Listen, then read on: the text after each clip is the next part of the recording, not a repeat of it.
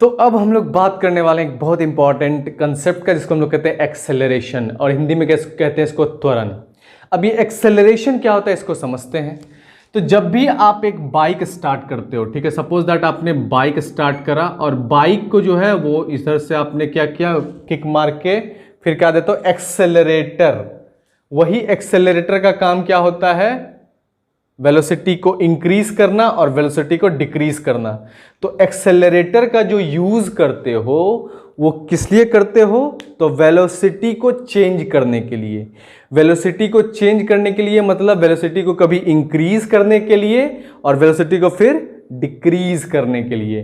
तो इसलिए जो गाड़ी में जो एक्सेलरेटर उसका नाम है, उसका काम ही होता है एक्सेलरेशन देना। इसलिए जो एक्सेलरेशन का कंसेप्ट है वो ये है कि किस तरह से टाइम के साथ वेलोसिटी चेंज होता है। मतलब तुम एक बाइक पे हो, अभी इस पोजीशन पे हो, टाइम t इक्वल टू 0 है, तो तुम्हारा जो है अभी वेलोसिटी भी 0 है और 0 मीटर पर सेकेंड है, ये 0 सेकेंड है, वेलोसिटी भी 0 मीटर पर सेकेंड है।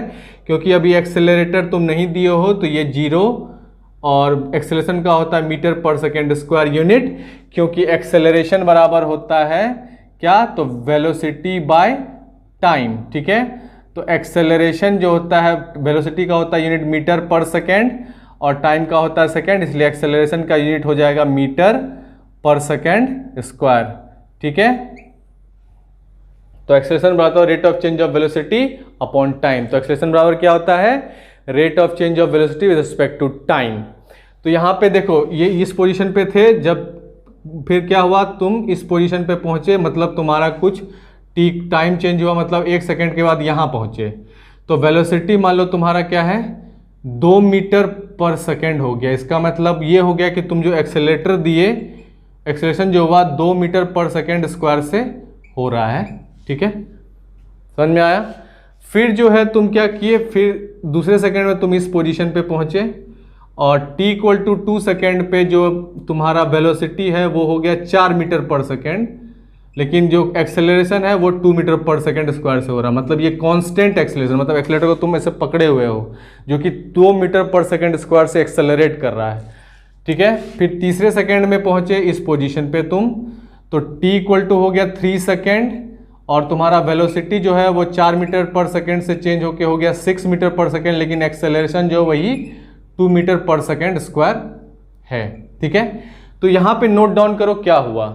तो यहाँ पे देखो तुम्हारा जो है एक्सेलरेशन कांस्टेंट है, मतलब यहाँ पे अभी फिलहाल चूंकि रेस्ट में थे तो कोई एक्सेलरेशन नहीं था।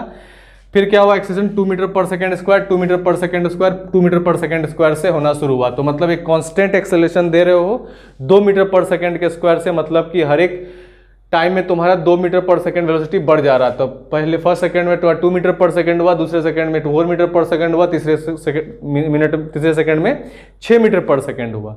तो यहाँ पे क्या हुआ, टाइम के साथ वेलोसिटी का चेंज करा, तो तुम इस पोजीशन से इस पोजीशन पे आ गए, मतलब डिस्प्लेसमेंट का भी चेंज हुआ है कि नहीं। फिर यहाँ पे क्या हुआ, वेलोसिटी का भी चेंज हो रहा है, देख रहे हो 2 मीटर पर सेकेंड, 4 मीटर पर सेकेंड, 6 मीटर पर सेकेंड, लेकिन एक्सेलरेशन क्या है, कॉन्स्टेंट है। ठीक है, आई बात समझ में। अब यही एक्सेलरेशन अगर कांस्टेंट है तो इसका मतलब क्या है कि इसका कुछ ग्राफ होगा, तो ग्राफ बनेगा क्या, वेलोसिटी और टाइम का ग्राफ। तो सपोज दैट तुमको ड्रॉ करने कहा गया वेलोसिटी और टाइम का ग्राफ। तो वेलोसिटी और टाइम का ग्राफ ड्रॉ करने के लिए तुम क्या करोगे, सबसे पहले वेलोसिटी और टाइम ले लोगे, तो ये हो जाएगा वेलोसिटी v और ये हो जाएगा टाइम t। तो जो वेलोसिटी है तुम्हारा इस इनिशियल पोजीशन पे, मतलब 0 सेकेंड पे, वो क्या है, तो 0 मीटर पर सेकेंड है। 0 सेकेंड पे इतना ही है। इसको पहले यूनिट बाई बांट लेते हैं, तो ये 2 लिख दो, ये 3 लिख दो, ये सॉरी 2 नहीं, ये 4 लिख दो ना, वेलोसिटी है ना, ये 4, ये 6, ये 8, फिर इधर सेकेंड में लिख दो 1, फिर टाइम को हम लोग, वेलोसिटी क्या है, मीटर पर सेकेंड में है, तो ये सारा वैल्यू 8 मीटर पर सेकेंड, 6 मीटर पर सेकेंड, 4 मीटर पर सेकेंड, 2 मीटर पर सेकेंड है। उससे से टाइम जो है वो सेकेंड में है, तो 2 सेकेंड, फिर 3 सेकेंड, फिर 4 सेकेंड। तो ये टाइम कितने में है, तो टाइम तुम्हारा सेकेंड में है। तो इसलिए तुम्हारी ये वेलोसिटी टाइम ग्राफ में क्या हुआ, वेलोसिटी और टाइम ग्राफ बनाने से एक्सेलरेशन आ जाएगा। ठीक है, तो देखो एक्स अब क्या है, देखो यहाँ पे 0 सेकेंड में यही थे, फिर 1 सेकेंड हुआ तो वेलोसिटी कितना हो गया, वेलोसिटी आपका 2 मीटर पर सेकेंड हो गया। तो वेलोसिटी जो है वो चेंज होके हो गया कितना, 2 मीटर पर सेकेंड। तो वेलोसिटी आपका ये हो गया। फिर दूसरे सेकेंड में आपका जो वेलोसिटी हो गया कितना हो गया, 4 मीटर पर सेकेंड। तो वेलोसिटी जो है वो 4 मीटर पर सेकेंड हो जाएगा कब, जब आप 2 मीटर पर सेकेंड आपका ये होगा। तो अब वेलोसिटी हो गया कितना, 4 मीटर पर सेकेंड। फिर तीसरे सेकेंड में वेलोसिटी क्या हो गया आपका, तो तीसरे सेकेंड में वेलोसिटी देखिए हो गया आपका 6 मीटर पर सेकेंड। तो तीसरे में आपका वेलोसिटी हो जाएगा 6 मीटर पर सेकेंड। तो ये हो जाएगा 6 मीटर पर सेकेंड। फिर चौथे सेकेंड में हो जाएगा, चूंकि एक्सेलरेशन कांस्टेंट है तो 8 मीटर पर सेकेंड। तो जो ये ग्राफ बन रहा है ये एकदम स्ट्रेट लाइन ग्राफ बन रहा है और यही शो कर रहा है क्या, एक्सेलरेशन। क्या शो कर रहा है ये, एक्सेलरेशन। ठीक है, तो जब वेलोसिटी का चेंज हो रहा है टाइम के रेस्पेक्ट में तो ये ग्राफ जो दे रहा है एक्सेलरेशन, और चूंकि ये एक स्ट्रेट ग्राफ है तो इसलिए एक्सेलरेशन क्या है, ये एक्सेलरेशन जो है आपका कांस्टेंट है। जो ये एक्सेलरेशन है, ये एक्सेलरेशन क्या है आपका, कांस्टेंट है। क्यों, क्योंकि ये स्ट्रेट लाइन ग्राफ ये शो कर रहा है। तो जब भी स्ट्रेट लाइन है तो एक्सेलरेशन क्या होता है, कांस्टेंट होता है। यहां तक क्लियर है हम लोग। तो इसलिए जो आपका रेट ऑफ एक्सेलरेशन बराबर क्या हो जाता है, तो एक्सेलरेशन बराबर होता है क्या, एक्सेलरेशन इसको शॉर्ट में लिखते हैं एक्सेलरेशन ए जो होता है उसको ये है इस तरह से, change in velocity upon time, change in velocity upon time. ठीक है, change in velocity upon time. तो एक्सेलरेशन को आप इस तरह से भी रिप्रेजेंट करते हो, rate of change of something respect to time. मतलब अगर वेलोसिटी dv लिख देते तो rate of change of velocity respect to time, उसी को हम लोग क्या कहते हैं, एक्सेलरेशन। तो acceleration is equal to dv bye dt भी लिख सकते हैं। ठीक है, और वहीं अगर वेलोसिटी लिखा जाए तो वो क्या होता है, तो वेलोसिटी हो जाता है आपका ds बाई dt, मतलब dx बाई dt या फिर ds by dt, displace rate of change of position with respect to time, उसको वेलोसिटी कहते हैं।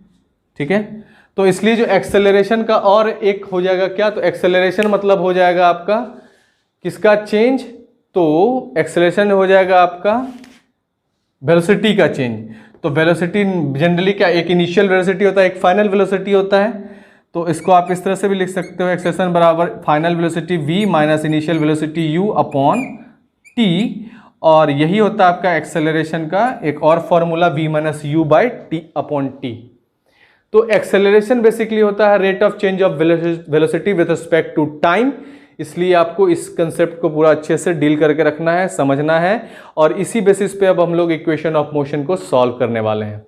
आई बात समझ में?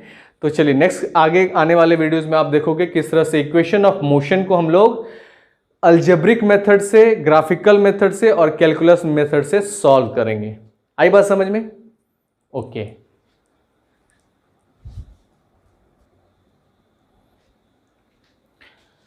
तो ये आपका क्या है, ये क्या है, तो ये है वेलोसिटी टाइम ग्राफ, जिसमें आपका ये जो y एक्सिस है ये वेलोसिटी रिप्रेजेंट कर रहा है, ये आपका टाइम रिप्रेजेंट कर रहा है। इसका कहने का मतलब ये है कि जब t इक्वल टू 0 सेकेंड है तो वेलोसिटी आपका कितना है, तो t इक्वल टू 0 सेकेंड पे वेलोसिटी 0 मीटर पर सेकेंड है। ठीक है, फिर t इक्वल टू 1 सेकेंड हुआ तो वेलोसिटी आपका कितना हो गया, तो वेलोसिटी आपका 5 मीटर पर सेकेंड हो गया। ठीक है, 5 meter, sorry t equal to 1 second है तो वेलोसिटी आपका कितना हो गया, तो t इक्वल टू 1 सेकेंड पे वेलोसिटी हो गया आपका 5 मीटर पर सेकेंड का। फिर t इक्वल टू 2 सेकेंड में जो वेलोसिटी है वो कितना हो गया, तो वेलोसिटी हो गया आपका 10 मीटर पर सेकेंड, तो वेलोसिटी हो गया 10 मीटर पर सेकेंड। फिर t इक्वल टू 3 सेकेंड में वेलोसिटी क्या हो गया आपका 15 मीटर पर सेकेंड, तो इधर से इधर मिलाओ, इधर से इधर मिलाओ, 3 मीटर पर सेकेंड। तो वेलोसिटी हो गया 3 मीटर पर सेकेंड। तो ये ग्राफ से आपको क्या पता चल रहा है, फिर जो 4 सेकेंड है इसमें आपका वेलोसिटी जो है वो कितना हो गया, तो वेलोसिटी हो गया आपका 20 मीटर, सॉरी ये हो गया 15 मीटर पर सेकेंड और ये हो गया 20 मीटर पर सेकेंड। तो जब 0 सेकेंड था वेलोसिटी 0 मीटर पर सेकेंड था, जब 1 सेकेंड हुआ तो वेलोसिटी 5 मीटर पर सेकेंड हो गया, जब t 2 सेकेंड था तो वेलोसिटी 10 मीटर पर सेकेंड हो गया, जब t 3 सेकेंड था तो वेलोसिटी 15 मीटर पर सेकेंड हुआ, t 4 सेकेंड 20 मीटर पर सेकेंड हुआ। अब सपोज दैट कि आपको जो है इनिशियल वेलोसिटी सिर्फ पता है, इनिशियल वेलोसिटी 0 मीटर पर सेकेंड है और आपको टाइम पता है, मतलब आपको u पता है कि मेरा 0 मीटर पर सेकेंड है, ठीक है। फिर आपको क्या है, यहाँ पे एक्सेलरेशन हो रहा है, कैसे हो रहा है एक्सेलरेशन, कितने का हो रहा है एक्सेलरेशन, तो 5 मीटर पर सेकेंड, 10 मीटर पर सेकेंड, 15 मीटर पर सेकेंड। तो यहाँ पे कांस्टेंट एक्सेलरेशन हो रहा है, 5 मीटर पर सेकेंड स्क्वायर का कांस्टेंट एक्सेलरेशन हो रहा है और ये एक्सेलरेशन क्या है, कांस्टेंट है। और फिर आपको कहता है कि जब u इक्वल टू 0 मीटर पर सेकेंड है और एक्सेलरेशन आपका बाइक जो है वो 5 मीटर पर सेकेंड स्क्वायर से उसका वो एक्सेलरेट कर रहा है, मतलब एक्सेलरेट कर रहा है कांस्टेंट एक्सेलरेशन से है, तो t इक्वल टू 4 सेकेंड के बाद आपका फाइनल वेलोसिटी क्या हो जाएगा। तो इसी के लिए जो पहला इक्वेशन होता है आपका v is equal to u plus a t, वो यूज़ होता है, जिसमें आपको क्या है u 0 गिवन है, एक्सेलरेशन आपका कितना है 5 मीटर पर सेकेंड स्क्वायर है और टाइम 4 है, तो इसलिए आपका देखिए ये पंचों के 20 मीटर पर सेकेंड क्या हो गया आपका फाइनल वेलोसिटी। तो इसलिए फाइनल वेलोसिटी देखिए 20 मीटर पर सेकेंड हो गया, तो इसलिए जो है ये है, इसी को कहते हैं इक्वेशन ऑफ मोशन। तो किस तरह से आपका ये वेलोसिटी 20 मीटर पर सेकेंड आ गया। तो एक तो आपने स्टेप बाय स्टेप मेथड देखा जी 20 मीटर पर सेकेंड क्या आ गया, और या तो डायरेक्ट फार्मूला इक्वेशन यूज कर लोगे तो v equal to u plus 80 में आपका 20 मीटर पर सेकेंड हो गया।